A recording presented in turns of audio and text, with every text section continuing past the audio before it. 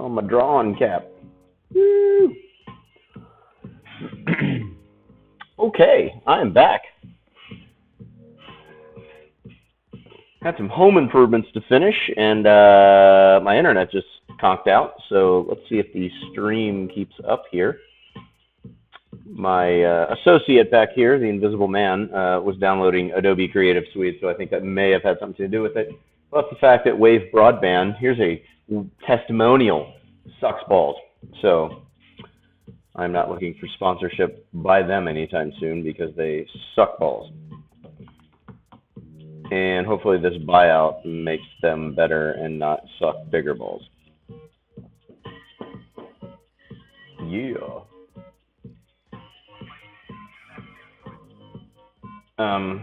Yeah, let me just test a few things here. Hop online. Boop.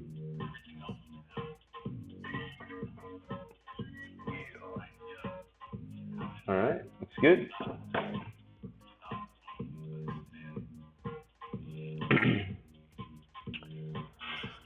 So, once again, just to recap, since I'm going to throw away the other stream that I kind of started, I'm working on the Red Queen here. It is a design for Genius Pipe, which is my sponsor this year for my 2018 art tour.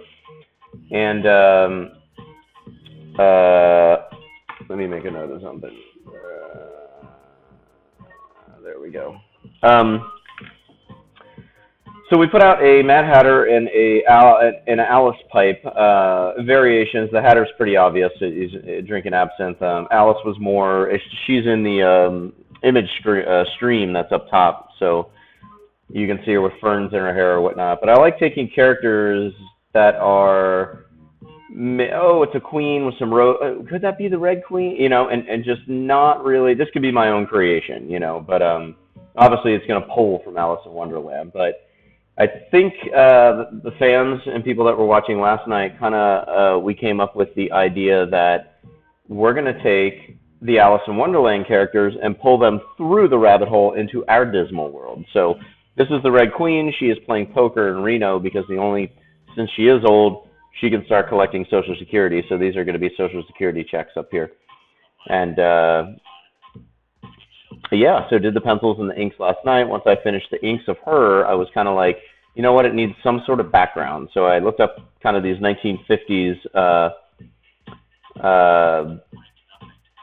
patterns, if you will, little Sputnik kind of looking starbursts, and then a weird looking like TV shape, and just put a bunch of that behind her. So we're going to go for like a nice little salmon and baby blue combination in the back here. We're going to drop in some red and whites for her and give her like a maybe a green poker visor, maybe a red, I don't know, maybe bring green in from this side, red in from that side. Woo! We could get kind of crazy. So let's hop to it. I'm going to base this with yellow. Yeah, I'm going to baste it. Let me get my turkey baster, and then I will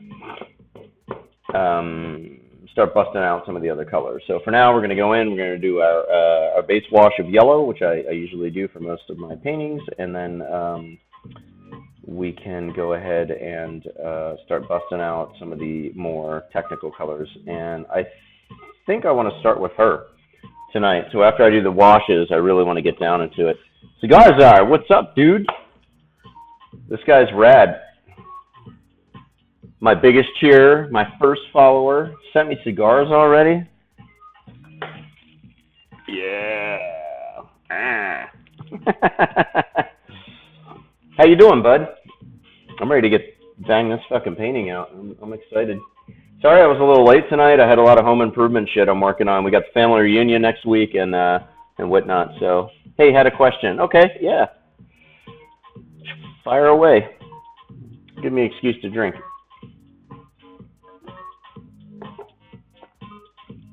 So I can, wait for your question.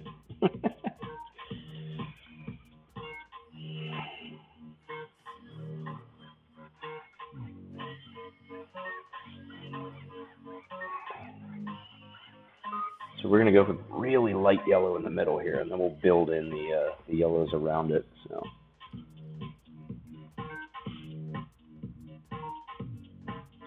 Holbein has a lot of inks. but limited. Are we expected to blend them on a plate when inking?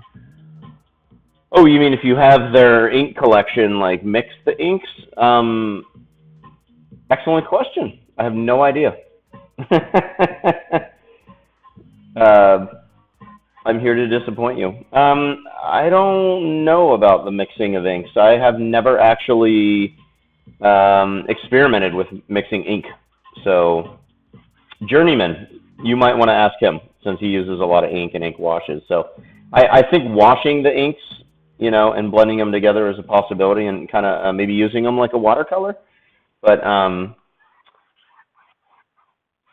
I don't know about just like how I do with paints, just physically blending them on a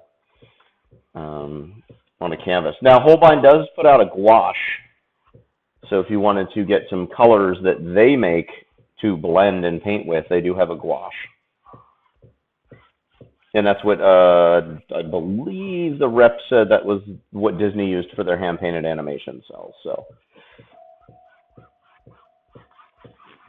Yeah, I don't know. I mean, I think a lot of the mixing goes down on the canvas, like with watercolor, where they kind of like, here's a little yellow, and then here's a little blue, and then there's green. Maybe something like that. But yeah, I mean, I only use black ink, so I mix ink with canvas and get. But yeah, I bet Journeyman would know.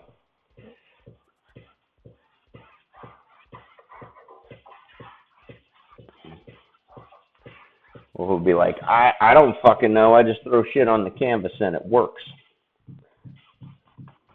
That could be another possibility too. Because even like with my acrylics, I'll mix a few colors on the canvas or whatnot, but a lot of it, I do like big brush blending for like the background and whatnot. So,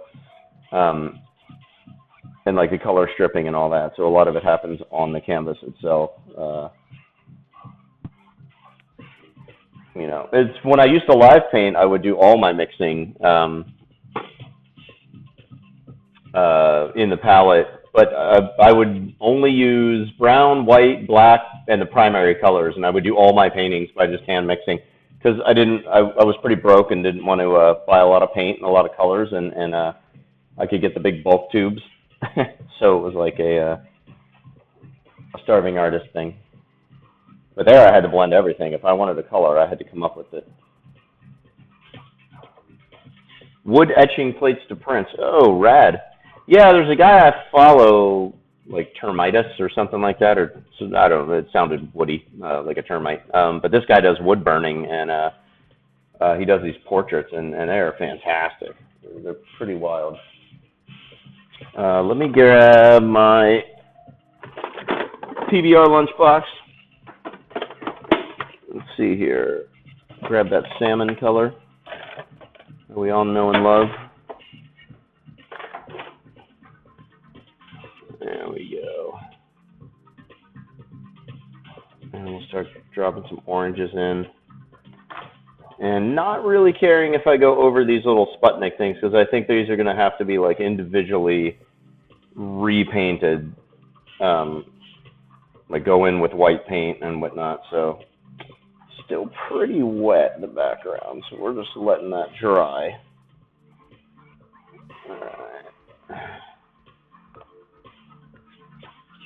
It's insane, isn't it? It's like the coolest ink ever. And that's a lot. That's a good amount of water, I mean, that's, you can see my handprint, in the thing. So, yeah, it's wet. That's not just like a little bit of water there. In fact, I'm actually going to try and this will give it a little bit of texture, but it'll also help dry it as well. And don't try that at home. Only a professional can slam their hand into the canvas and make it work. Keeps the canvas nice and tight too. Stretches it. Yeah, we're gonna get some of that orangey, because the orange is gonna look just really toasty and cool with with that blue. And I've done this with the Ma Deuce painting behind me. It was kind of the same color concept in the background, having the orange, and the Ma Deuce was actually written in blue. It's on the image slideshow, the girl with the red hair and the machine gun. So if you can catch her as she scrolls by and look at where it says Ma Deuce, kind of see the colors we're going to go with for that. You know.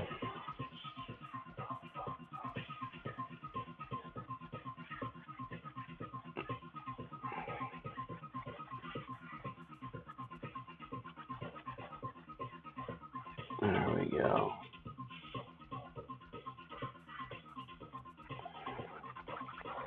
Beat the devil out of it. Whee! And I kind of like maybe doing some upward lines, bringing some streaks in. Almost give it the grain of wallpaper. Like if it's a nice, good, thick wallpaper, it'll have that like really nice texture and heaviness to it. This is so fucking wet. All right, time to finish this. Refresher. Let that dry a minute. But yeah, showed Genius Pipe. Talked to the CEO of Genius Pipe today and showed him the image, and he was totally stoked on it. So I said, yeah, dude, we're gonna really get this cool ass Alice series going, where it's just, you know, the opposite. Bring them through Wonderland.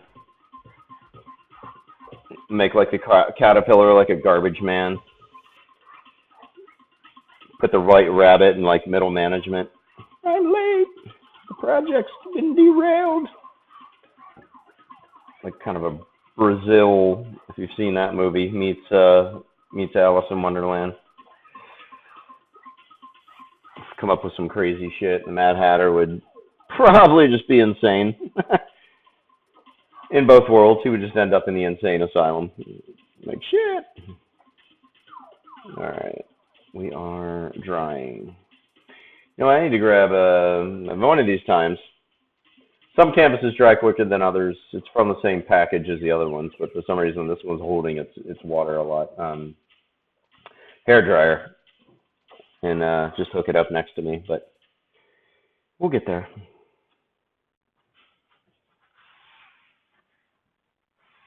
There we go. All of the sides.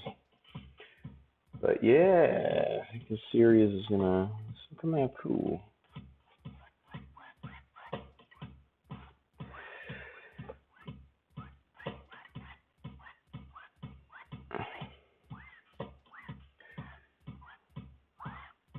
Like, you know, kind of hit it like that and get some of those brush strokes in there. Next week's schedule with the family reunion, I will figure it out. If anything, I'll hop on like at 2 a.m. drunk and just rant and rave about some shit, or maybe I'll get, you know, a couple of the hipper, cooler members of the family to come over and maybe do a little stream and talk about some art and what we like about art and whatnot.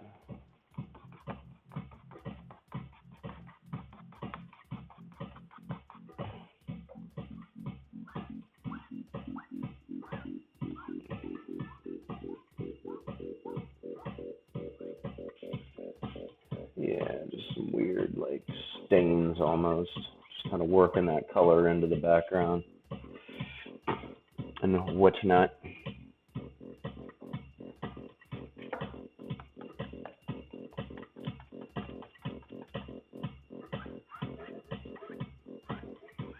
Yeah, I had to frame a big hole in the wall today. Do all the framing, do the trim work. I like it though. A year ago I didn't barely use a screwdriver. Now I'm remodeling a house. Bought a shitload of power tools. Got a badass miter saw, chop saw, so I can start doing my own framing too. Because typical me, I go into Home Depot and I'm like, okay, do I get just the one or the one that can like bevel, double bevel, and move? And I said, well, how's this thing going to make me money after I'm done using it to remodel my home? I said, I can do my own framing. And I can frame for other people too. If they want some like badass custom job, order up some crazy materials and whatnot. There we go. Starting to get dry. It's already got a nice orange glow to it. It's the Halloween queen.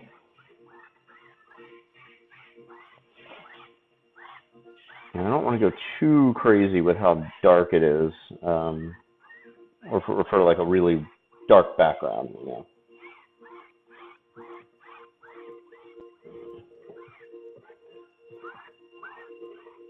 Just keep going back and forth, pulling that water off. It's hypnotic. I know about tools. Nice.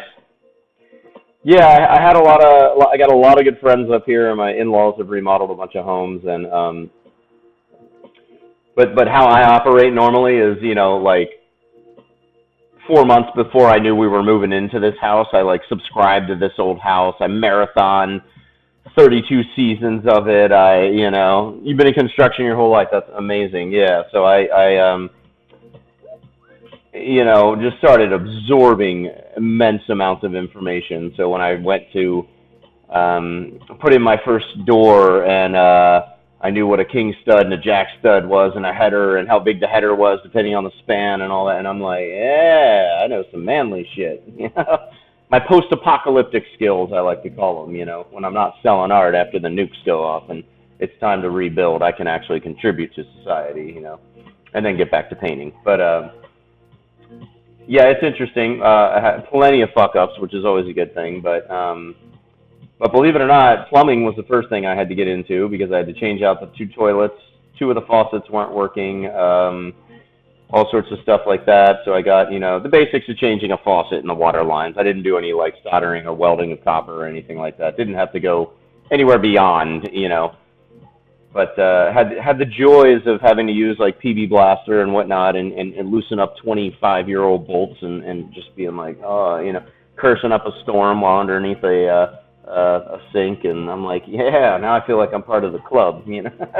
So I like carpentry. I really like, you know, when we had to reframe and when I tore down all these walls and studs were crooked. There were ones that weren't even holding up. They were load bearing, and they were just like off, and I had to like reposition them and sister studs in, and actually, you know, make it structurally sound. We redid the whole roof. Learned how to do that. My friend Chase did the electrical, so I can wire a ceiling fan or a lamp, but I'm not fucking with anything else like that. So, and I paid someone to do the gas line. So anything electric, you know, high-end electrical and explosive, not me. You know, if you want to go blow some shit up, I'm in, but into blowing me up, no. They will back the batteries. Festool, okay, all right. You know, well, I was gifted a whole Ryobi set, so I've done everything with Ryobi and DeWalt, and I have, what did you recommend? Rigid, yeah, I have a brand new Rigid table saw. And then I have a Ryobi, that's the hacksaw or whatever, or the chop saw. And I do have Makita.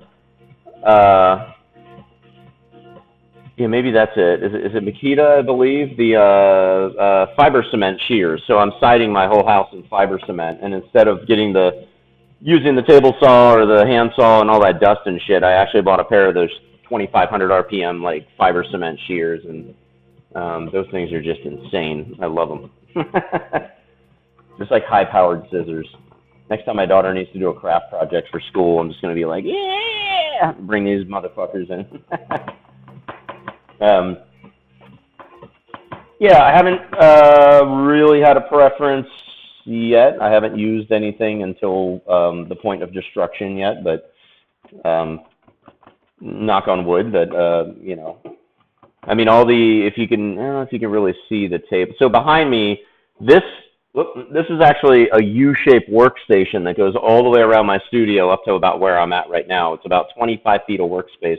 So I custom built this whole thing and then did the wallpapering. My buddy Eli did the, helped me with the insulating and the drywall. He did all the mudding and taping. I helped put up the drywall, and then we did the, I put in like all the baffles and all the insulation, put in the doors, windows. Like it was good shit. I'm glad I know how to do that stuff. And you know, and with each project, of course, it's like, okay, let's watch 87 YouTube videos. Let's interview people. Let's cross-reference the information. Let's look up manufacturers. Let's look up the metal shit's made out of. So I go a little overboard, but you know what? That's why I have a vehicle. That's why my Volvo went to 275,000 miles, and my van is up at 210,000 miles right now. You know, if I put full synthetic oil in every 4,000 miles and change the tranny fluid every year, I'm not going to be on the side of the road going, what happened? All right, so this is about dry. We got the nice orange background. It kind of, you know, even with the orange and the stripped out color, it really almost has that kind of shitty Vegas feel, you know. Or Reno, we're in Reno. She doesn't make that much on her Social Security check. So she has to go where the, you know, whatever, so. Oh yeah, synthetic for the win. I have a brush cutter. I think it's a Husqvarna brush cutter, like 9,500 RPM saw blade on a stick for taking out blackberry bushes. And that thing, I only use the canned, like pre-mixed gas and oil. Just got to do it upright, man. I love keeping my stuff. I just hate buying shit twice or doing something ridiculously stupid and screwing up a piece of machinery and being like, you know. I do have and I have an electric chainsaw. And this thing is fucking awesome. And I thought, like, the guys are going to laugh at me, you know. And I'm like, and I got a 100-foot cord, and I go anywhere in the yard, and this thing just tears it up. Because I was like, I don't want another gas tool, and I don't use a chainsaw a lot. So I was like, I don't want it to sit there and get all gummed up. But, dude, this thing is insane. So that's cool, man. You've been in construction. Awesome, man. Now I know I can paint and I can talk power tools with you. This stream just took on a whole new feel. I got a C-Class motorhome that I tore in 270,000 miles, 240,000 miles, something like that. But yeah, you know, I don't know a lot about working on cars. Like I have a buddy of mine that used to live in San Diego with me, and I would buy all the parts, and he would show me how to do everything and work on it with me. So we've changed the timing belt and all that stuff on my Volvo that I used to own. And but the more I've worked on the house, the more I've been a little bit braver as far as like looking at YouTube videos and working on stuff in my car and whatnot. But just basic shit, you know. And a lot of it has to do with just time, you know. Roofing commercial buildings since I was oh nice. I'm about to do the other half of my roof on coming up here soon. Like last year when we moved in, like half the roof started to leak on one side, and I was like, shit, man, it was like $5,000 to get it done. And because there was 2 skylights, 2 chimneys, you had to demo a chimney, new plywood and insulation, and I was like, well, I can only afford one half of the roof. So half of my roof is like 40-year-old like aluminum, and the other half is like really nice copper penny. I roofed the Bio Level 4 CDC in Atlanta when I was 17. Center for Disease Control? That's crazy.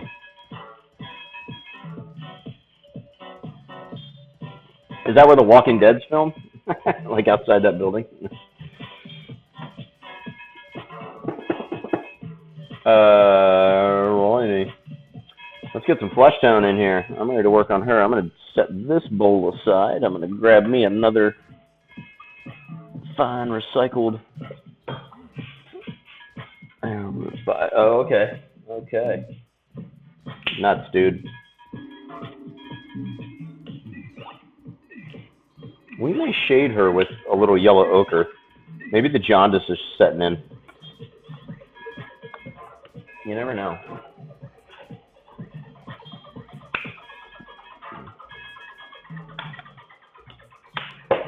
And we put enough paint in the bowl for 3 paintings, and we go. And I think let's get another flat round brush here. Oh, here's a nice brush. Yeah, nice little doohickey. This is a number 5, but that's where they store crap that can kill the world. Oh, wonderful. Well, I'm glad you helped put the roof on that thing.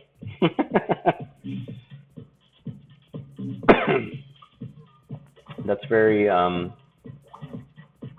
very unsettling. All right. So I think for her, we're gonna start scrubbing some color in.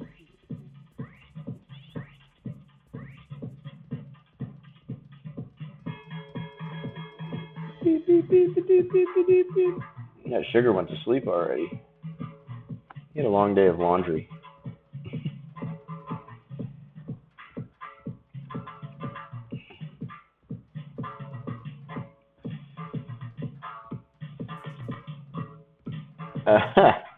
Did they give you free samples? Hey, little guy, thanks for roofing it. Here's some anthrax for your butterfly collection. Thanks, boss.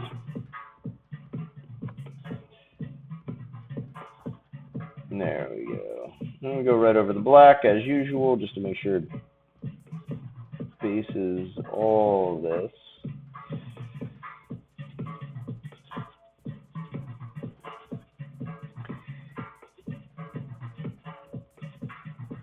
Yeah, it's been awesome owning a real fixer-upper, you know, Texas Chainsaw style house, and being able to learn all this stuff and actually have a hobby. I mean, everybody thinks like as an artist, what you do is a career and you know is your hobby. Like that's all we do, 24/7. We're like a Chinese sweat factory, and it's like no, we actually have hobbies and you know, building shit. And for me, just like dispelling the myths and the mystery of like how shit works and how it's put together, and saving money, immense amounts of money by being able to do it myself and having people that can show me properly how it's done has been awesome. You know, there's a time and a place to hire a professional, but there's also a time and a place to say, I'm going to do this, and then fuck it up, and then finally get it right. In 1987, it was a building went up. Everything was automated. You touched nothing. Faucets, doors, everything was auto. Wow. And in 87? That's nuts. That was like some very cutting-edge technology back then, you know. They told us, do not touch the building anywhere. If the automated process does not work, then stay put and people will come. Have you gotten tested, bro? That is insane. Man. That's cool, though. That is a cool story to, you know, definitely bring up at Thanksgiving or hanging with the guys at the bar. Did I tell you the time? Or scare the children with. What's that red spot on my finger? Oh, it's finally germinated. What? Bullseye. How long have you been affiliated now for? 2 weeks, I believe. I think this is my 5th week on. I think it took me the last part of my 3rd week or beginning of my 4th week. So oh yeah, a week. Okay, Cigars knows. See, I don't know my stream. He does. So this would be my 2nd week. So last week I was affiliated because I know the weekend before I got that emote designed. So if you sub, you get this motherfucker. So yeah, Yeah, it happened pretty, I think, quick. I mean, typical. I don't think it was. It doesn't take a lot to become an affiliate. Just a few days in a row and 50 hours or 25 hours or something like that, and then 50 followers I think was the big. But Moonwitch helped me get there, and other people just like sending people to, hey, this guy needs to make affiliate.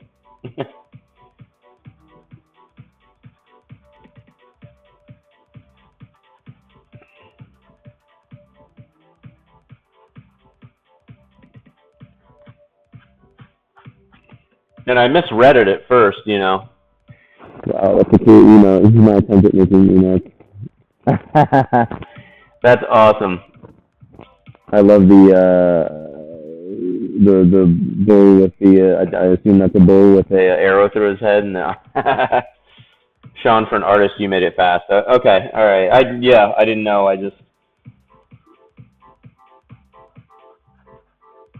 And I didn't know. My thing was, I thought you had to be partner before you could start like have people cheer or sub and that's why I was just like, 75 viewers on average. Like the hell.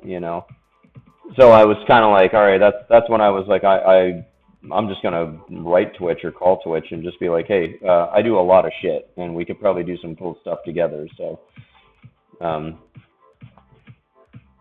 which eventually I'll put something together like that.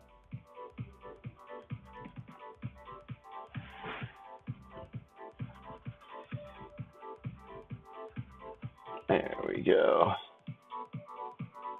Well, I had some good help and some very very cool first people. It's funny too how like some of the original people like Cigars are Moonwitch and all that are um, and maybe that's just because they were the first people to jump on, but how regular you guys are the regulars so far. So far, we'll see. There we go. So we're just kind of fleshing her in, but definitely giving her. I want to kind of go to the more yellowish skin tones, like the jaundice has kind of set in, like the liver's failing, and just like her poker hand and her social security checks. These are all the stubs of past checks that are, they've been cashed a long time ago.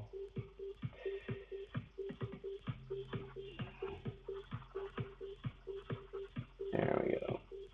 And this is just straight acrylic. I don't put any water in this for that. And it's basically just dry brushing it into the canvas and whatnot.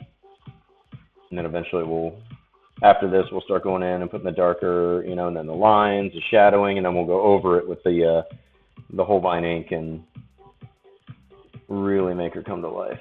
I think I'm going to base that, even though that is in the eye area, because I think that's just going to be black. Or red. Maybe I'll give her like red eyes, since she is the Red Queen. She's like, I need a better hand and some Visine. There we go.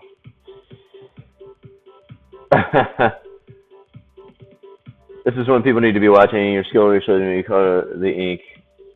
I love your inking, but your coloring is so good. Oh, yeah, I like the inking. Thank you, though.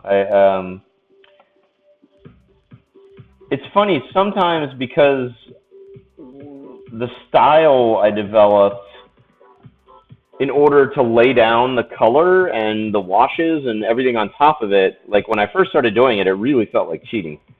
It felt like, did I just find a shortcut to get this shit done quicker? Or, so, but as the years progress and I start to get a little bit better at like paying attention to lighting and all that, it's like, okay, no, it's my style and I'm gonna lay claim to it. So, but, and color's always been something that, like I said, when I was drawing comic books, I did 6 years of just black and white, before I even had to do color covers, when I got my first contract. And, so it was definitely a weird process. And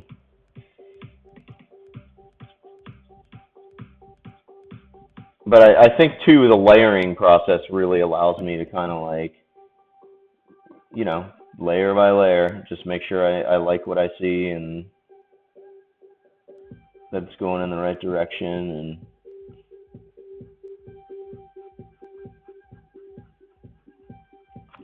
And I paint, you know, I think one of the early streams I did mention this, how I paint more with stylistic flair in mind than I do technical proficiency or old master, you know, grasp of coloring and lighting and whatnot. For me, it's more like just what feels cool and what looks good, and you know, it's just that's where I come from. And I think the example I brought up was like Nine Inch Nails when Trent Reznor used to talk about how the band members that he hired didn't necessarily have to hit every note correctly, but they had to look fucking cool doing it. And not say I'm looking cool doing this, but stylistically, it had to bring the whole. Like when people were watching Nine Inch Nails, it just had to look great. And if it was just a guy slamming the keyboard against some other guy's head or whatever the fuck, and one note came off, you know, wrong in the song, nobody gave a shit. It was just powerful, and I like that. I like painting with stylistic flair more than whatever. So I get that. But damn, let's get really a killer style.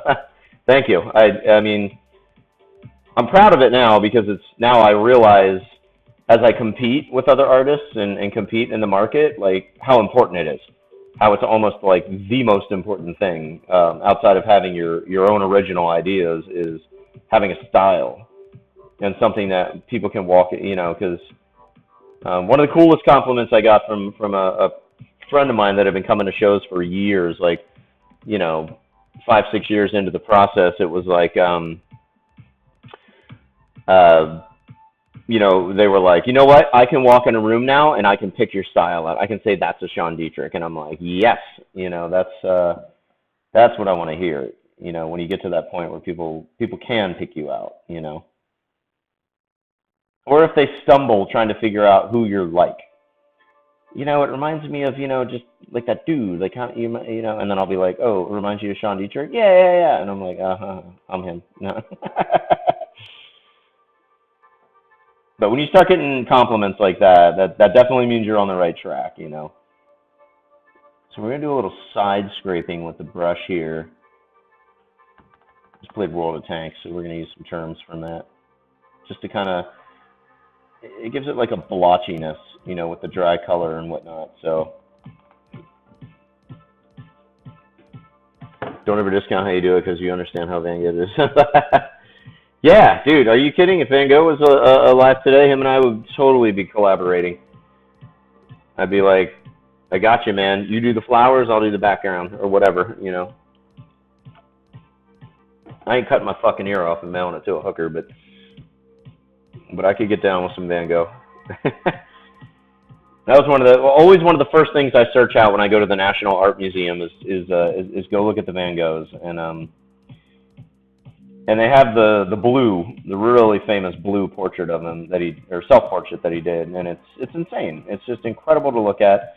It's only about yay big. It's tiny, but it really, now that I've been an artist for so many years, I can actually appreciate it. And I remember over the years, I've always gravitated towards that painting, and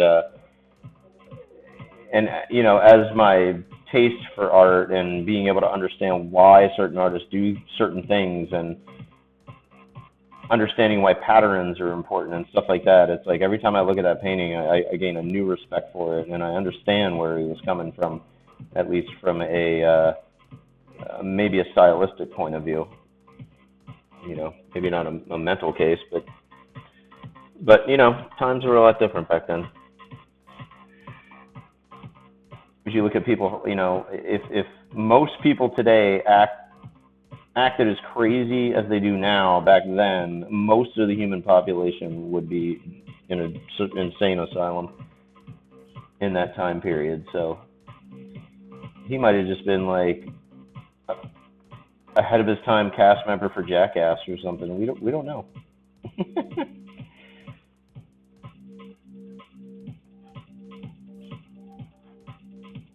He was Van Gogh.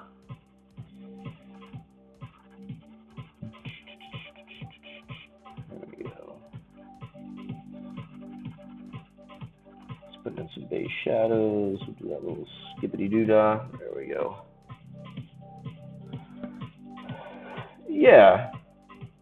And that can be very frustrating. I mean, when I put my first comic books out, not to say they were ahead of their time, but they were fucking weird, you know, and it was rough, especially getting reviewed where people, you know, they didn't understand it. You know, like Stephen Grant, he used to write like Punisher and whatnot, and he did he does comic reviews, and they're pretty brutal. And to get reviewed, if you get a good review by Stephen Grant, it used to be like, you know, yeah, all right, that guy gave a shit, you know. And my first book did. Industrious got a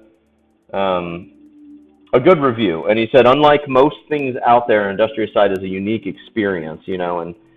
And today, to me, that sounds a little generic, but but what's funny is I want to say that it was so fucking weird that maybe he didn't want to be the guy to say this sucks in case it ended up turning out genius, and then he'd be in the idiot in the room. Because the next two books I put out, which were a few years apart, he probably went, okay, I really haven't seen much from this guy and whatnot, and in a few years, and you know, nobody's praising him on a higher level, so he's not winning Inkpot Awards and Eisner Awards, so he gave him awful reviews, and said they were too poetic and Shakespeare-y and violent and weird, and you know, and I'm like, whatever. But I did get that first good review.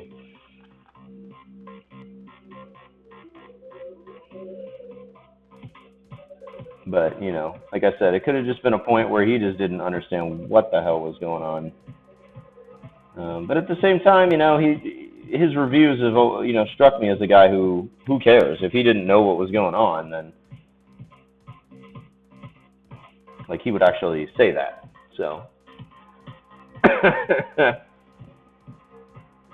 Or maybe the next ones he just didn't like the subject matter. Maybe it was just like, all right, this guy is just, fuck him. He's just fucking with me.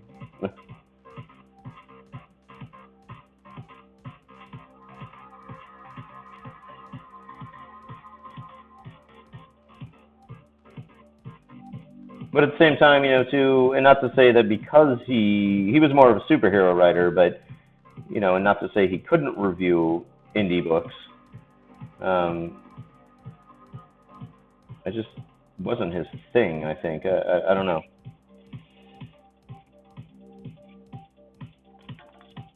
At our age, we don't give it in. No, as a young artist, it means at our age. Oh yeah, I don't give two fucks anymore. You know, like good review, bad review, I don't care. I haven't been reviewed in a while, and I haven't really sent shit off to be reviewed. I haven't really cared. I have a good career.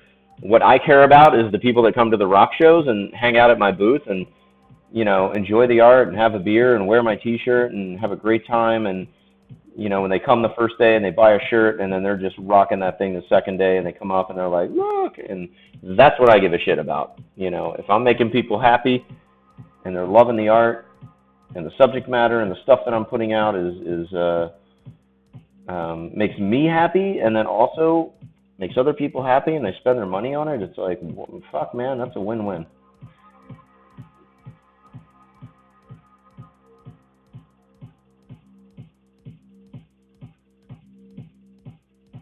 And if I get reviewed or my art get reviewed and someone hates it, to me it's like, you know what?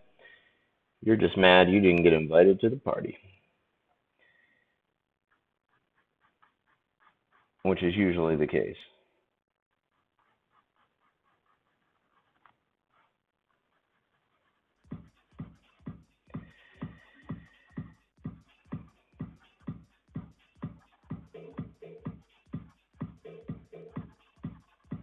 There we go. The yellow red queen. Once you're commercially artistically selling, it doesn't matter what they say. Yeah, I mean, once you're making a career out of it and you're making money at it, I mean, it doesn't matter because unless you position yourself to where like, oh, this big gallery opening is my shot, and you're in that artsy, snobby world where it's like if you get a bad review, maybe nothing sells at your art opening. But I don't even know if that's still, you know, pertains. I think that's a very like 40s and 50s kind of art, you know. But it's out there. I mean, I still get emails from all sorts of galleries that, you know, we would love to feature you in our show, but there's $6,000 in fees and da da da. And I write them back, and I'm like, here's what I charge to be at your event. So you want to pay me? I'm there for you, buddy. You want me to pay and then give you a cut and then pay an advertising fee? And that was one I got the other day. It was like in New York, and they had like a gallery opening, and they wanted me to pay a co-op advertising fee, a certain amount per square footage of wall space, submission fees for each piece, and give them 20%. And I'm like, what? like, you can go fuck yourself. You just sound like a homeless person trying to throw an art show. I need money. Just shaking that cup, you know? Yeah. Like, fuck off. I will never. That's why I've done 4 gallery shows in my life, you know? Yeah, but if you've sold a lot, what matters is setting up your art when you die. Exactly. Making sure that my kids give a shit about it, and then it's passed down, and the trust is set up, and, you know, physically for the artwork. And then, like I said, if there's any big collections out there, making sure that I have maybe a foundation set up that if anything happens to their family or whoever owns the collection, it'd be nice to be able to contribute and make sure that, you know, that art and their family are taken care of, or we can help in any way, you know. So, but that's just where it's at for me. It's like, yeah, I created this shit, and I'd love to see it go to great homes, and not always the case. Like I said, I got two awesome, like very, back in the day, they were my most famous paintings, these Pink Floyd inspired ones, and the guy who bought them, his psycho ex-girlfriend took a knife and cut them up, you know. They're pretty beyond repair unless you're looking to spend a fuckload. But that's why, you know, with my big clients, and you'll find too, you know, when your art starts selling like mine for 10, 15, 20,000 a painting for the larger shit, it's going to people that give a shit. You know, it's not going just some crackhead. But everyone that I've sold a big painting to, I'd say 90% of them, I could trust that if their house was on fire, they would probably try and save the artwork. Or if they didn't, they would be fucking sad. But here we go. It's kind of morbid, but thing is, for good artists, it's worth so much when we die. Yeah, I like I said, I'm trying to break that. If I can be the first artist alive to sell a $150 million painting. And with the fact that we have multi-billionaires now and all this shit, I think in my lifetime I could do it.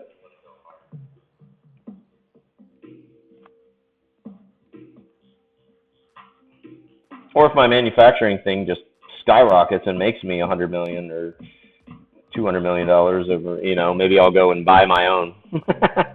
Like that photographer did. He wanted to, was it the most expensive piece of photography he ever bought? I think he bought it himself. So, I mean, it doesn't necessarily mean that, I don't think there's any rules against you buying it, as long as it's bought for a certain amount. There we go. All right, we got our base on her face.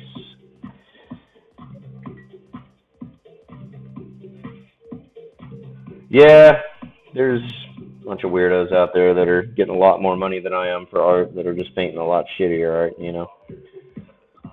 And I hate to say it, and I hate to sit there and bash on, like, you know, modern art or whatnot, but for years I've looked at abstract art, and I've looked at some, and now I can tell when it's a good piece of abstract art in the sense that the color theory is awesome, or maybe they know how to balance a painting well or whatnot, and maybe that's all that's about. But when they like start telling me that it's like, you know, oh, it's about the storming of the Bastille and the emotions of the French people, and I'm like, shut the fuck up. Or those blank canvases, or canvases were one line, and, you know, okay, that was cheeky when it first came out, and you proved your point, but anything is art. But the fact that people keep buying that shit still is like, like, what? Like, and I just think that the wool's been pulled over a lot of people's eyes. It's like anything when you're rich, not that I'm rich, but you see it, in rich people where they do weird shit and they buy weird shit. I think just because they're bored. I think just because maybe they're so far removed. Like I work with a couple billionaires and do art for them, and they really are. They're so removed from. They're not you and I, and they're not anybody really. I mean, they're up on a fucking mountain. They're up at a tier that I'll never see, and because I'm not some huge industrialist or whatnot. But so maybe they just go by what people say, and there's been such bullshit built up over the art world over the years on what is good art and what is bad art and whatever, and it's crazy. Yeah, that's why I like when I get a big client. When someone that's willing to spend 5 to 20 grand on a painting, and I'm like, you know what, cool. Like maybe, I'm glad you bought a piece, and let me know when you want to do a commission because I'd like to work through the process with you and, sketches and all that good stuff, and then like actually show them, how art's produced and what goes into it. And I've got a couple of really good clients like that have not only been on that journey with me, but just allowed me to do some cool stuff because they have commissioned something on a larger scale, like John with this World War II painting I'm working on, and my buddy Bud, and I've done some really cool stuff, and I really I appreciate the fact that they funded that, and not that I would have painted stuff like that or couldn't have painted stuff, but it's not like, but some of them have come at me with some ideas. My buddy Glenn commissioned me once for a painting that was to embody the emotion of not detonating the nuclear bombs in World War II, but the decision to detonate that bomb in World War II. So I had to research a lot of like what Oppenheimer felt and his regret after they created this thing, and Einstein and all that. So it was almost like getting into the psychology of not creating the bomb, but once it detonated, or making the decision up until the detonation of the nuclear bombs and the consequences and whatnot. A few weeks, I'll tackle the I've got the reunion and all that, so these little pieces are easier. And I have all this manufacturing shit that's all of a sudden popping up right now. So I know I promised to start working on that World War II piece. And it will get done because it needs to get done because it's very late. I guess not late, but it's been out there a while. But I'm just trying to bang out a lot of shit for the manufacturer so he can get his stuff, get the ball rolling where I don't have to do anything except what needs to be done on my end, which is sit there until the product comes in. So,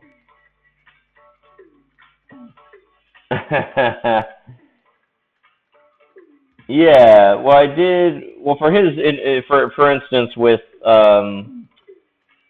and he wanted one of the pinup girls in it. So what I did is I did a pinup girl wrapped in the American flag, and I couldn't show the detonation of the bomb.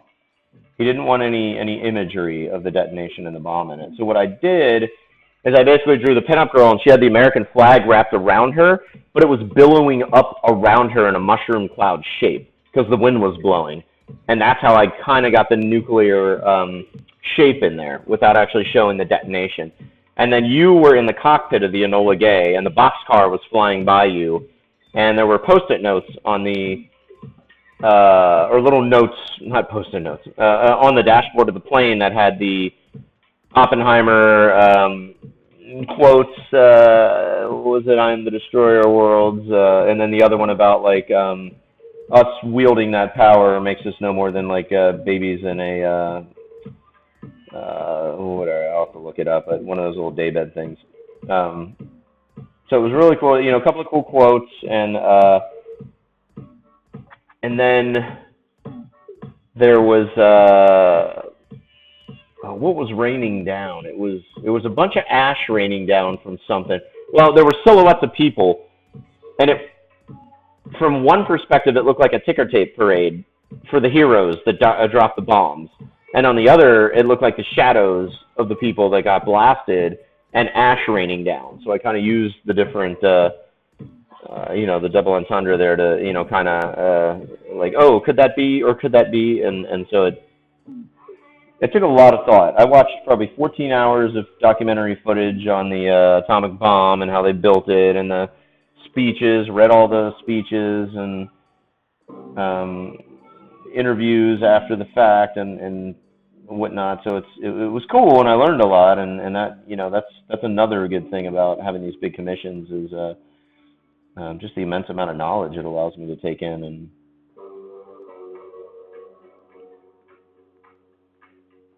because I don't have time to read a lot or go to college, or I think in the bathroom is the only time I get to read.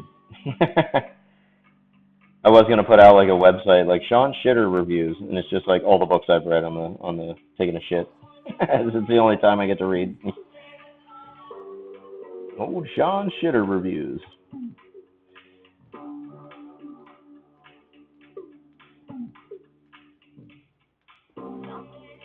Woo! There we go.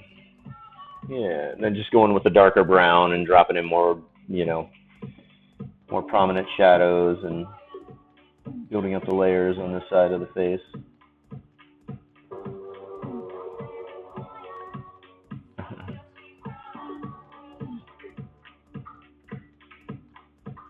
Just dry brush some more brown.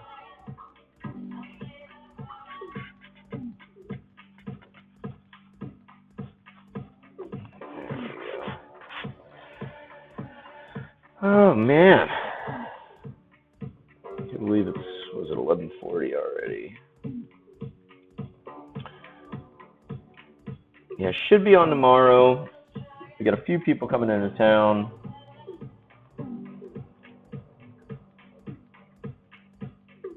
I was thinking too, maybe I'll stream live from the Chihuly Gallery, the glass blower from Tacoma. We're going to his gallery on Monday with my aunt, and if they're cool with it, I might do a little half-hour stream just kind of showing off some of the work.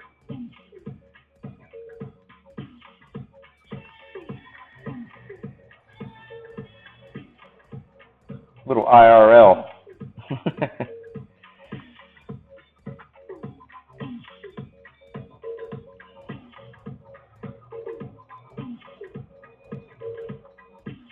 Yeah, I like the stories. In fact, Sugar and I are going to start filming the. So if you go to my website, SeanDietrichArt.com, and you click on prints, every image you click on, there'll be a story. It'll actually explain the painting a little bit. And so starting in 2 weeks, every Saturday, we're going to film little interviews, little snippets where I go, it'll be like a little 1-minute video so we can fit them on Instagram and we don't have to spend a lot of time editing them down. But it'll be like a little 1-minute talk about the piece itself. So there'll be like a section you can read in depth, and there's always a link to something cool. If it's if it's the whale painting, it'll be a link to like a video of a whale eating a helicopter. So, just something cool. Not necessarily that I was involved in, but something about the painting itself or some of the subject matter. So there's always an educational link. There's like a paragraph about the painting itself, and then there's some of the newer ones I need to go through. Like the last 7 or 8 paintings, I got to go through and add the paragraphs. But if you go back before then, the other 47 paintings I think have stuff like that. But we're now gonna just to help SEO as well, we're going to start shooting videos. So it'll be a little 1-minute video you can click on, and I'll talk about my inspiration for the painting and just where the hell did that come from, all that good stuff. So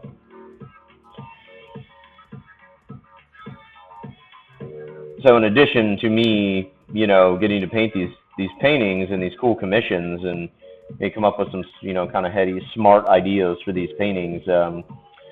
Because we do use the tagline "Welcome to Intelligent Art," and making sure that people are putting artwork out that has thought into it. I also want to be able to share that knowledge and the headspace that I was in when I was creating these paintings.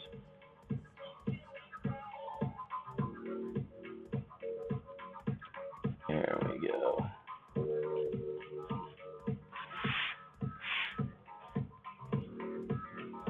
This will be the toughest part. I know it's tedious. I should, I guess zooming in might help a little. There we go. You guys want to actually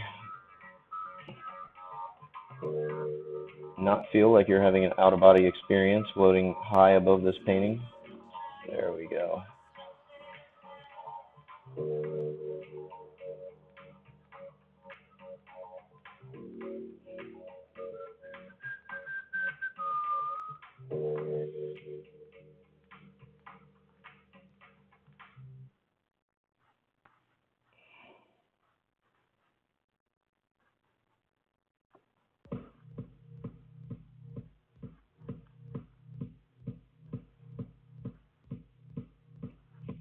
Some of those little ridges, like, my eyes are crinkly too.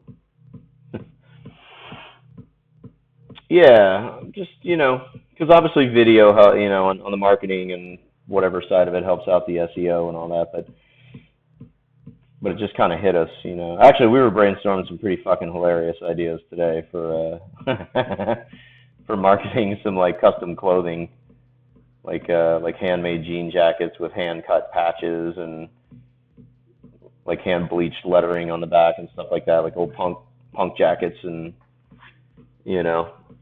So we got a billion things going on. So many things going on. But better to be too busy than not busy at all.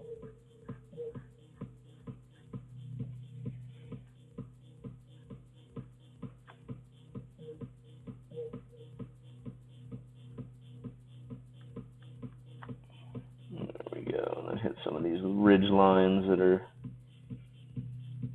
little smile lines.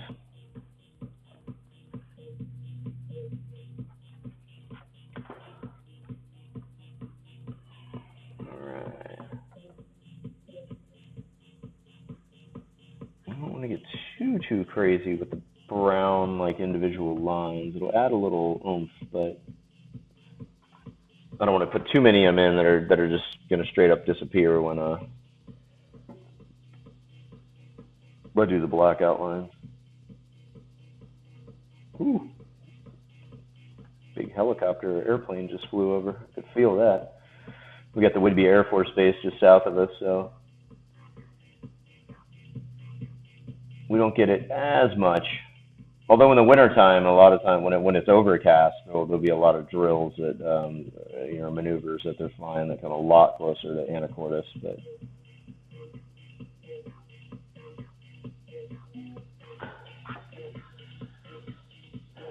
if you ever come to Dallas, let me know, dude. Awesome, yeah, for sure.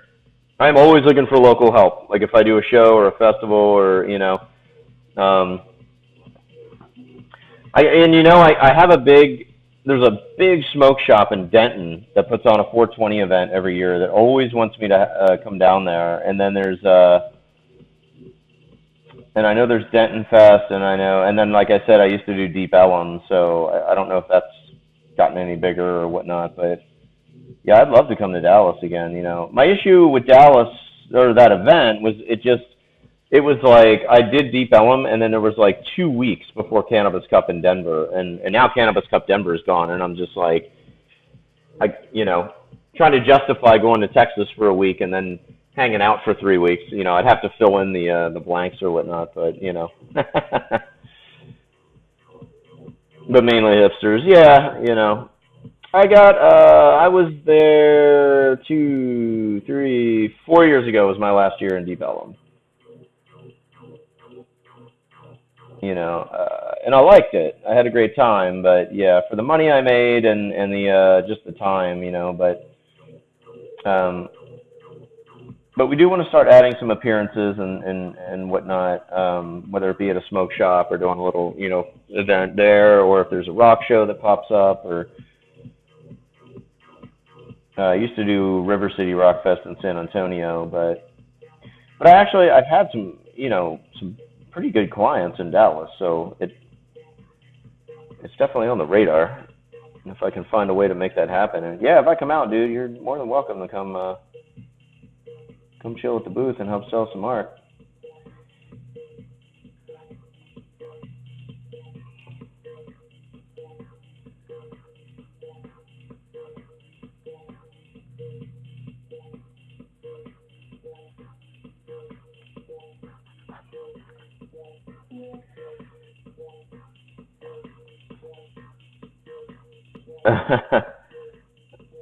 I'm a good salesman. It'd be funny. Yeah. Oh yeah. It is funny. Believe me, we're hucksters. We fucking laugh it up, and we make people have a good time. Though I mean, we're all about making sure that people have a great time, and all of us have sales backgrounds as well, and as well as DJing and art and whatever else we do. Um, so we do well, and that obviously always translates into having a better time. So. But next year on tour, if 280-pound alpha male Texan, oh, there you go, awesome, hell yeah, we need that behind the booth.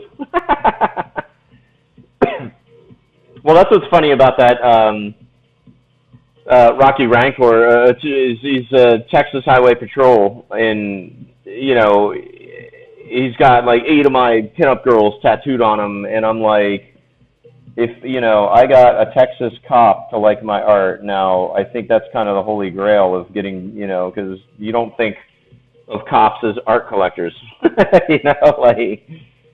But this guy has all my pinup girls from the last series. I think almost all of them, and he's getting Mob Deuce done, and so it's like, it's cool,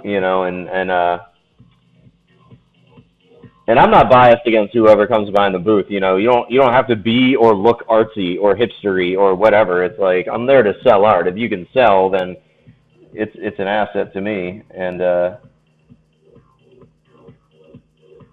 because that's the whole point of art. And I think I discussed it. One of the first times that I streamed, of how my buddy Kai was always worried about, I can't post my political views on Facebook because I have all these people, and I'm like, dude, you did your job. You brought a shitload of people together that some of them hate each other, but they all love your art. Like, you're doing what the government can't do, and what moron humans can't do in general. So I said, pat yourself on the back and stop posting a bunch of bullshit. Yeah, exactly, dude. Art transcends, man. Transcends everything. And I am not your typical artist either, which is funny at the booth, because people, especially when you get trolls that come up and try and oh, I could fucking do that in my basement, da da da, and we just light them the fuck up, and they're like, we didn't really expect that, and I'm like, you're damn right you didn't. Like, we tag team, Kai, you're in, fucking yell at this piece of shit. Like, we have a great time though, and we haven't had too many of those, but. And some of them, once we start, just blasting them and then going, and then really, in between, like, just laying on the insults, and, we do tell them, like, look, dude, you're paying for 30 years experience, man. You're not paying for a fucking painting. And a lot of guys, like, they'll come up, I'll throw a paintbrush at them, and I'll be like, go ahead. You want to battle? I got a canvas right now. You and I, let's do it. You show me that you can do this right now.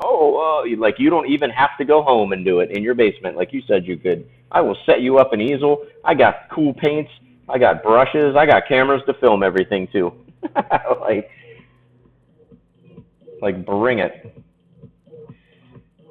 And we've had a few people where they're, they kind of changed their ways. They're like, you know what, man? One guy came back, ended up buying like $200 worth of stuff, and he's like, I thought about everything you guys said, and you're right, and you really changed my attitude about it, and I'm sorry, I'm just at a rock show drunk, and we're like, you know what, so are we, but we're artists. That's what we're here to do.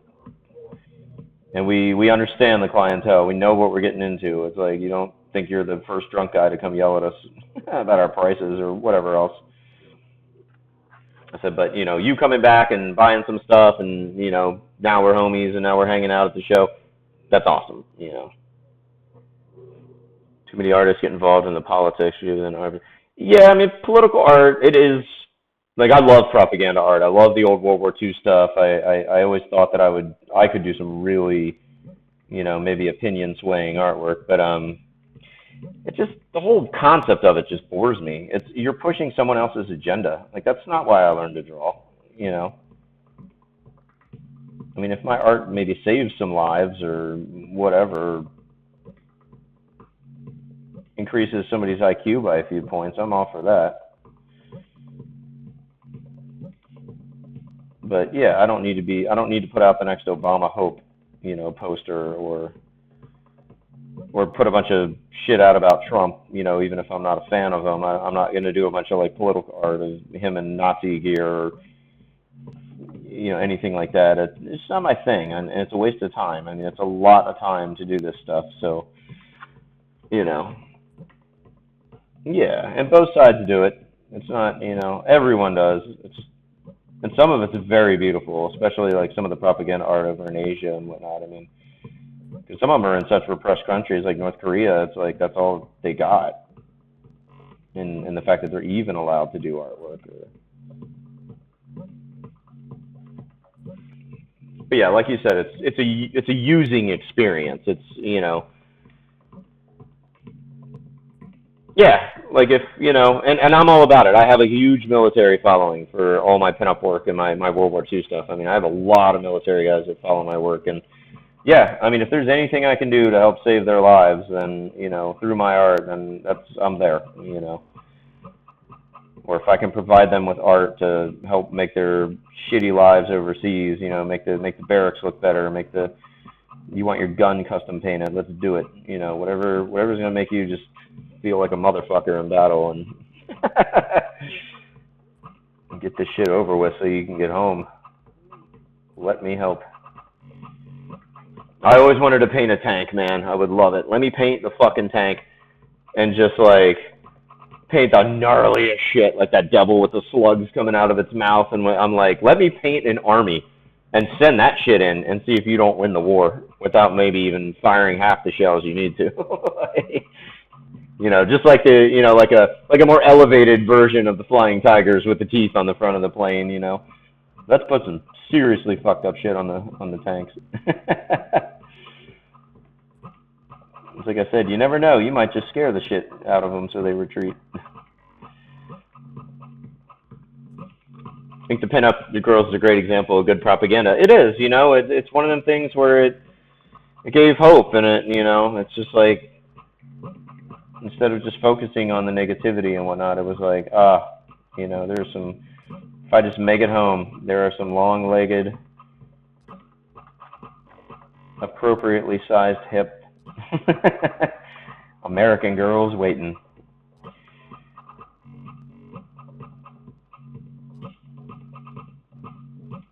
Or if I can get through this next battle, we're in France. Yeah, I always liked all the kind of the Bob Hope and when Marlene Dietrich and all them would go over there, and I like watching all the old footage of that. That's cool stuff.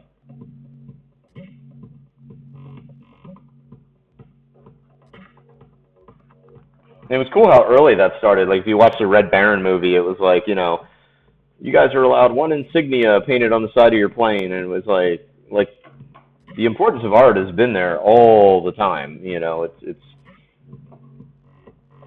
the real battle is just between like getting people to spend it on art or buy a 80-inch TV. That's some brain melting shit. I got a 50-inch TV and a 45-inch TV, and I didn't buy either. Fucking Christmas presents from my father-in-law. And those are small these days. I mean, I do have a big projector in here, but that's because my wall is 20 feet away, and it's nice to throw a movie up every once in a while. Pink Floyd at 300 inches. Oh, yeah. It's amazing. He made millions on the Texas. Really? Did not know that. Now I don't. I don't know that I've ever watched a lot of information on or like documentary on Bob Hope. I've just seen like the him going over there and whatnot. So That's super cool.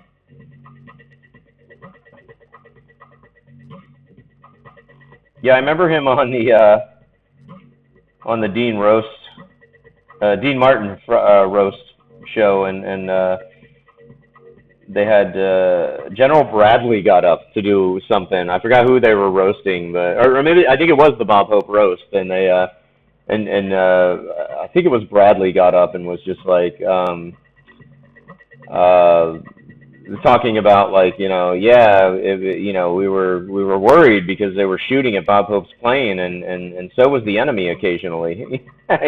Just like slamming him for I don't know who wrote his jokes, but to have a general get up there and just drop some pretty funny shit, I was like, you go. Anytime you see any military person with a sense of humor, or that's that high up in it, is like, okay, that's a rarity. Read a book about Bob. I will. Next, I will take a shit and read a book about Bob Hope. I need to get a good one. Documentaries are better for me because I can put them on while I paint. But yeah, if there's a good book out there, then I'm all about it. I'm just happy. Like next Friday, Saturday, and Sunday, I'm not for the family reunion. I'm not. It'll be the first time I will do 3 days of not doing anything except hanging out. I haven't done that in years, and rock shows don't count because I'm working. And they're exhausting, To actually just do nothing. I can, for 72 hours, just like not shower and drink if I want to. My 3 brother-in-laws are coming into town. Or my 2 brother-in-laws. See, I'm already seeing double. They're awesome. Just to be able to chill. Next time you're on the tour. Yeah, there's 60 people from my wife's side of the family coming out next week. We're actually starting today. A few of them are in town for a couple weeks. And then I got 2 people coming from my family, my 2 aunts. But so it's gonna look like that funny movie where like the wife's side of the aisle and the wedding is full, and my side's like some homeless dude and some guy I knew from high school. Like, I'm not sure. It's I mean, Andrews was her maiden name, so it's the Andrews family, and then a couple of others, Vandenovers. But they're all on her side of the family. There'll be 2 Dietrichs there, outside of my wife and kids. But it's funny, 60 people. That's a lot, But my in-laws own a boat. We're gonna do some crabbing and fishing. We got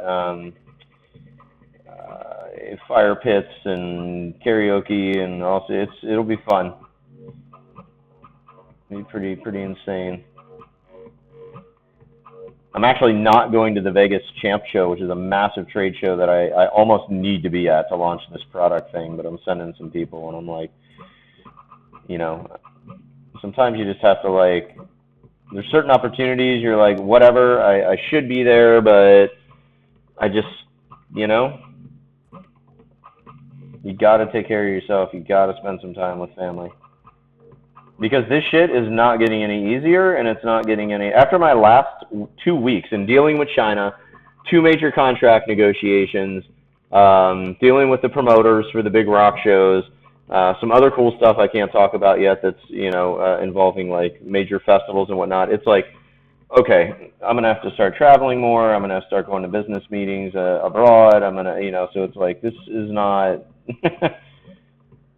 So I need to take this time now and really involve myself in actually getting to know the extended family so I can, not look like that asshole when I am traveling a lot. Well, I don't know. I met him. He was kind of cool. Yeah, and I like her side of the family. They're definitely a lot, I'm not going to say more fun than my side of the family, but they're a lot more adventurous, I come from a long line of defense contract, computer software engineers. My uncle works for Northrop Grumman. My dad works for the CIA or NSA or something A. He's done work for all of them and whatnot, but very awesome stuff that he's actually, through his engineering, been able to get up, and handle national security and stuff like that. And It does intrigue me, even though it's the other side of the brain. But yes, my most of my family is from the other side of the brain. So, and it took a while to build a bridge. The old corpus callosum wasn't good enough. There wasn't a family corpus callosum, so. But they get it now, and they, like anything, the art thing's very confusing. But it was funny because I almost felt like an elder when I was young, because I knew at an early age how confusing it was to parents to be an artist. Like, I want to be an artist. I'm like, that must have felt like a nightmare. Like, even though I drew every day from the time I was 4 until whenever, or almost every day, like every chance I had, I bet it was scary as shit, knowing that I was going to spend the collegiate years of my life chasing this dream and hoping it worked. So I could see it. Now with my kids, I have no choice. I've done it. So if they want to come, I want to be a one-eyed parachuter that shoots bow and arrow targets from 20,000 feet, I kind of got to support that. I can't really go, ah. If they pull that off, whatever. That would be cool. But yeah, it's a tough one. So I'm just darkening up color-wise underneath the whatever that is. That's her face. That's her cheeks. Them cheeks.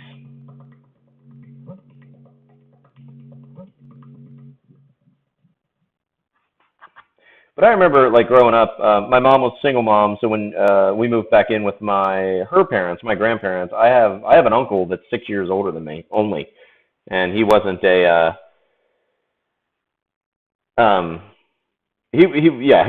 he wasn't happy about being an uncle at that age.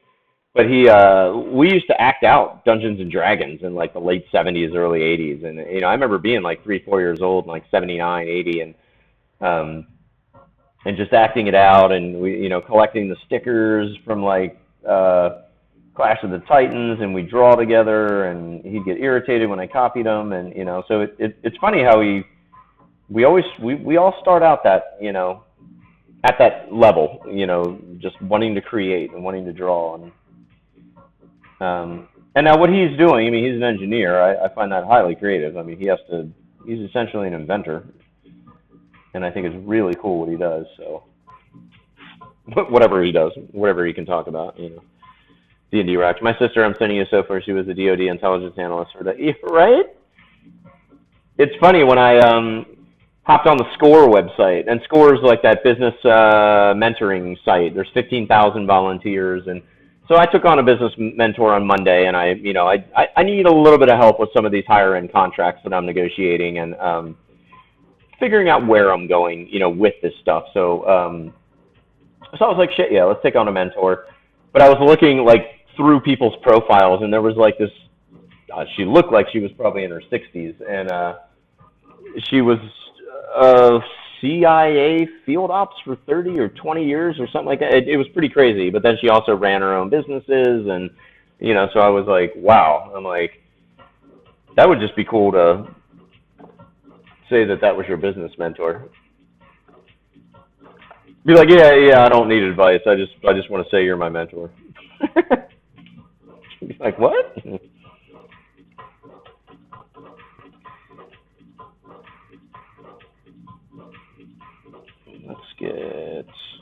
Start bringing that shadow out from the visor.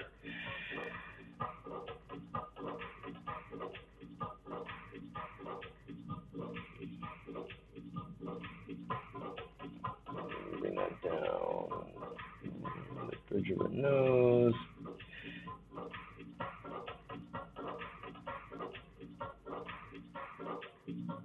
There we go.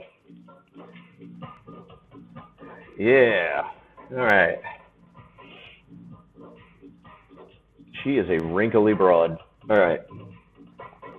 I think I'm going.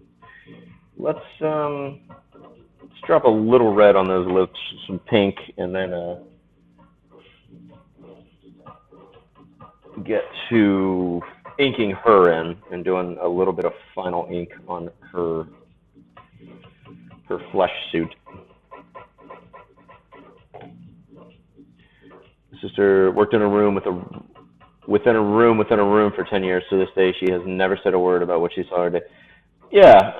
My dad's worked in places where he can't use internet and stuff like that, and now she makes soap. Exactly.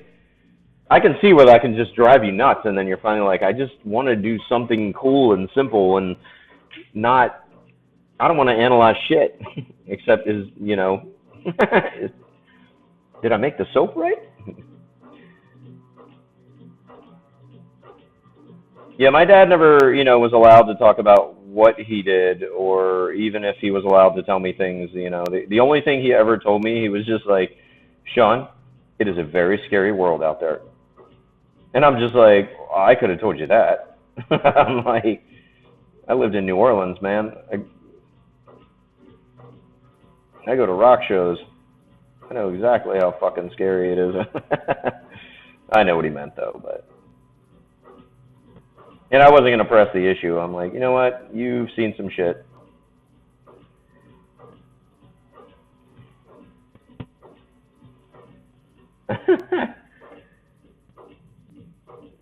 But sometimes it's just like how simple the advice or what they tell you makes it that much more scarier. And you're like, whoa.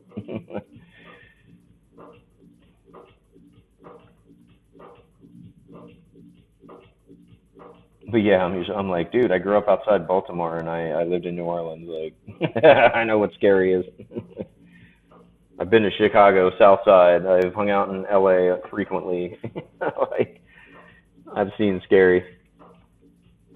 What's funny is intense focus does translate into a well-made bar of soap. No shit. I figure if you're going to get into something, you're going to use your talents from whatever you used to do, and that's going to translate into, a better product, or just as simple as I was a mortgage broker for about 5 years, and, so all my sales experience and stuff that I use today and in my business, and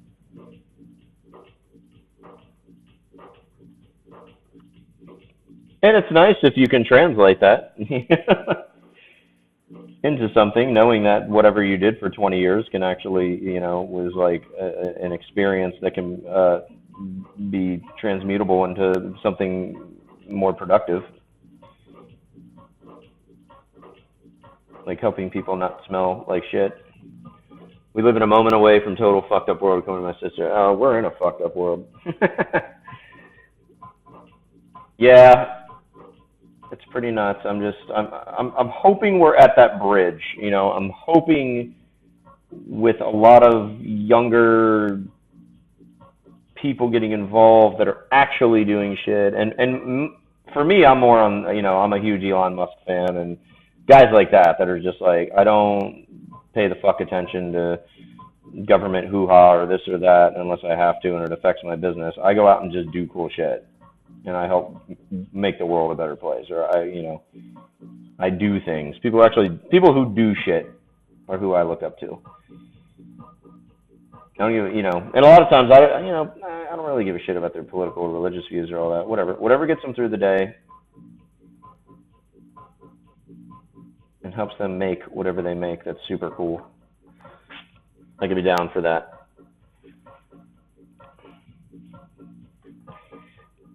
Let's go a little bit darker up here.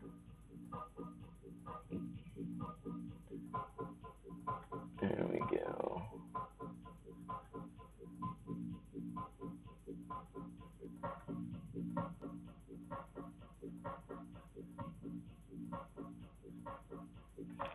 All right. Let's. Your heart wastes away. I hope it does.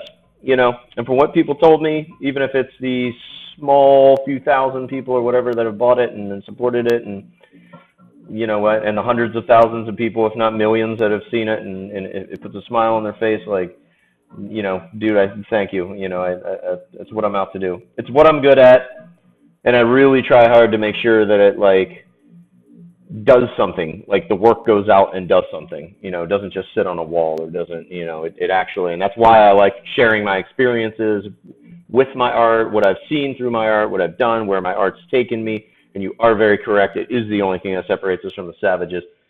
And that's one thing I've been preaching for a long time is like, artists need to act like the royalty they are, and not in an egotistical sense, but in the sense that everything you touch was designed by an artist, so it needs to be taken seriously. And, we need to respect artists for what they do and help them along and support them, because if we kill creative thinking, scientific thinking is not going to happen, because that's where it all stems from.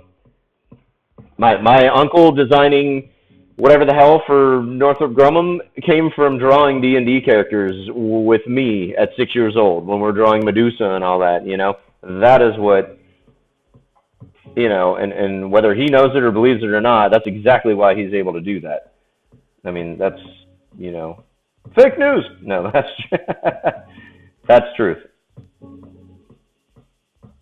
Because I have that side of the brain. I do like the analytical stuff, and I find myself in business, I have to use a lot of creative thinking to come up with, like, how do I make these products work in a way? How do I make these companies come together? Like, if I'm working with A, B, and C, how do I say, well, I'm working with this company, and I'm also the cover artist for a media company, and I work for a rock company. Now, can I get the magazine and the rock company and then get this other company to sponsor it? And then we could have this great, booth where everything's working together, and they're getting press from this magazine, and magazine's getting support from this big rock show, and and then I look like the hero because I brought everybody together, and then my career blossoms, and I get what I want out of all these companies for doing, not having to do that same amount of work individually for 3 companies, but putting them all together into, like, let's say one festival where I just have to put all the, concentration into there. So,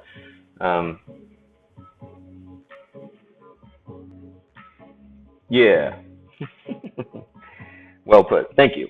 Oh, I almost drank my paint water.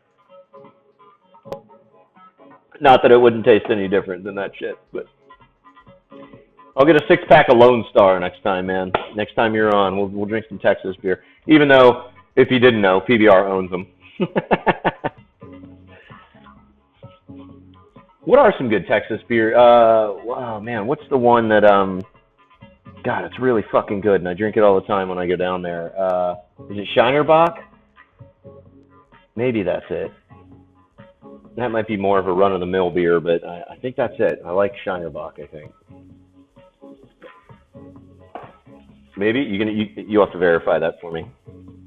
I've drank so many local beers in so many places. It's like, what?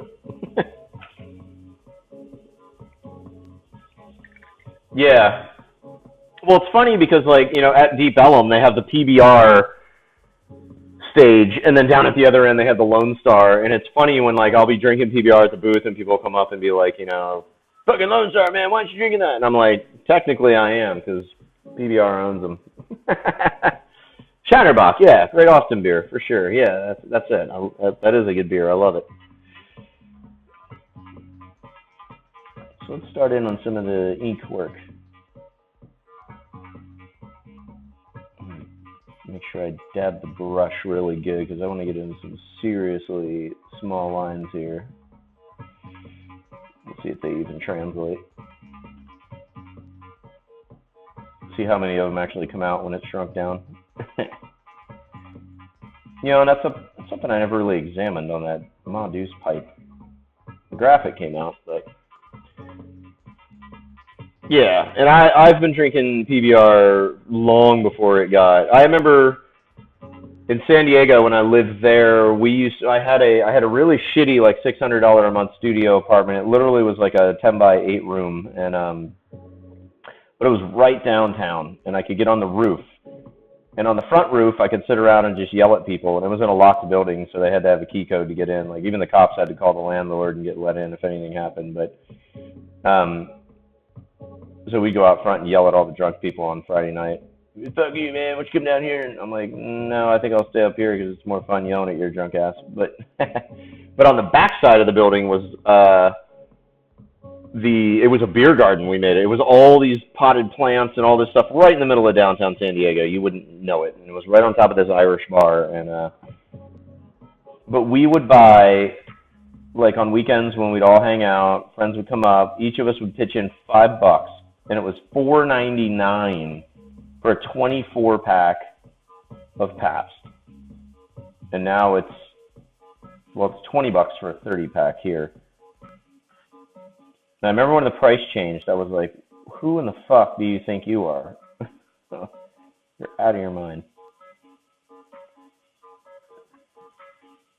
But we would, there'd be like 10 of us, and there'd be like, 240 beers, and we'd just sit back there and drink and then go to a show, or we'd drink there and then go out on the front porch and start yelling at people. But it was a cool little thing. It takes us Miller Lite. Texas. Yeah, I never could get into any of the, like, Budweiser has so many fucking preservatives, and it's just nasty. My grandpa used to drink PBR, and I was like, all right, well, he was a cool dude. He made some good decisions in life. PBR probably helped a few of those. Think I'll join the train.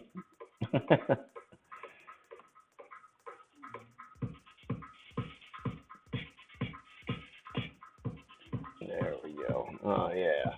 Just a littlest amount of ink just starts to really make that crank. I dig it.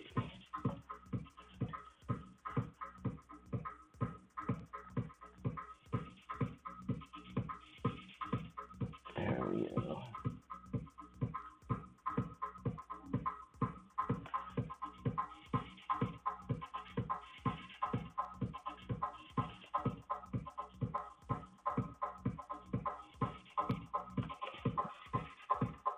Some of these little wrinkle lines on her eyelid. I always forget what things are called. Maybe that's starting to get old. I find myself not finishing sentences lately. I just, like, before I finish the sentence, I just get uninterested. And I'll do that with my kids too. I'll be like, hey, why don't you go out and, yeah. And then they'll be like, what? What do you want us to do, Dad? And I'm like, I don't know. Like,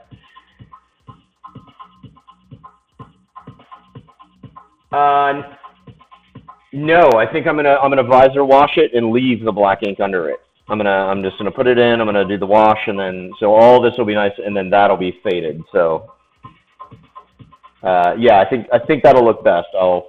At least that's where it's gonna go, and then we'll see in the end and if it works. But I'm pretty sure that's definitely the way it's gonna look the best.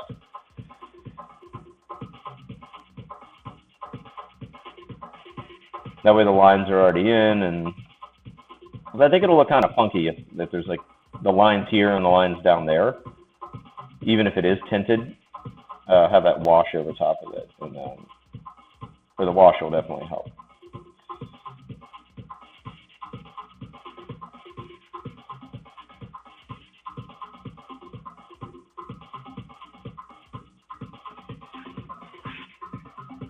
Yeah.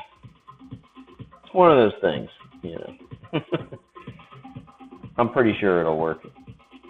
I know it'll work. I've done it before. I've done a Hunter S. Thompson painting when I did that. And that's a good scenario where